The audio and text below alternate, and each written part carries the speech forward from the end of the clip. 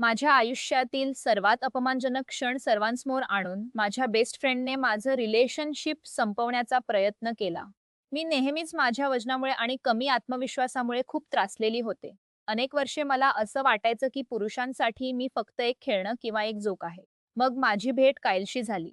तो दयाळू आहे, फिट आहे आणि मी जशी आहे तशीच तो माझ्यावर प्रेम करतो. तो एक विधुर आहे, ज्याने काही वर्षांपूर्वी एका अपघातात आपली पत्नी आणि मुलगा गमावला होता आणि त्याने नेहमीच मला खूप सन्मानाने वागवलं आहे.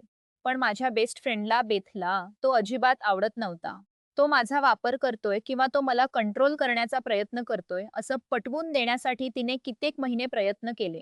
एका डिनर पार्टीत हे सगळं उघड झालं.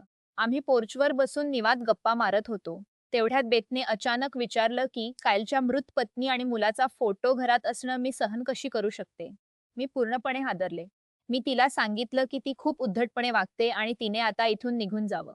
आणि तेव्हाच तिने सर्वात मोठा वार केला.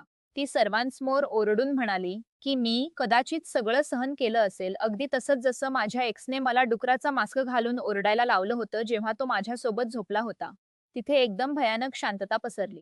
कायलला खूप राग आला आणि तो तिच्यावर ओरडला, "लगेचून माझ्या घरातून बाहेर निघून जा." मी रडू लागले. मला वाटलं की मी त्याला गमावलं आहे. पण कायलने फक्त मला घट्ट मिठीत घेतलं. तो म्हणाला की त्याला माझ्या भूतकाळाची काहीच पर्वा नाही, पण तिची ही क्रूरता बघून त्याला खूप घृणा वाटली. मी तिला ब्रंचला भेटून शेवटची एक संधी देण्याचा प्रयत्न केला, पण तिने या सगळ्यासाठी कायललाच जबाबदार धरलं. आणि तोच शेवटचा टप्पा होता. मला वाटत होती तशी मैत्रीण आता राहिली नाही. याचे मला दुःख आहे, पण अखेर मी अशा माणसाची निवड केली आहे जो खरोखर माझ्यावर प्रेम करतो.